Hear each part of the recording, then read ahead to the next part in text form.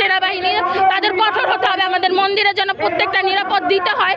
হিন্দুরা যাতে যে সামনে যে দুর্গাপুজো, যারা পুজো দেখতে যাবে তাদের যেন নিরাপত্তা দেওয়া হয়। ওইখানে যেন কোনো রাজনীতি ইস্যু টেনে আমাদের মণ্ডপে যেন হামলা করা না হয়। সরকারকে সুষ্ঠুভাবে আমরা যেন পুজো করতে পারি। 5টা দিনের পুজো যাতে নিরাপত্তা তাদের হাতে, নিরাপত্তা তারা দিবে। আমরা তো আছি, কিন্তু তারাও তাদের দেওয়া উচিত। আমাদের সরকারের কাছে বিনত আবেদন আমাদের প্রত্যেকটা সনাতন থেকে, যাতে পুজোতে কোনো রাজনীতি ইস্যু নিয়ে ঝামেলা না করা হয়। তারা যেই কর্মী হোক বা যেই লীগ হোক, যাই হোক, এইসব আমাদের দেখার বিষয় না। আমরা হচ্ছি সনাতনী, বাংলাদেশি সনাতনী। বাংলাদেশের মানুষের সুস্থভাবে যেভাবে থাকে আমরা সেভাবে থাকতে চাই।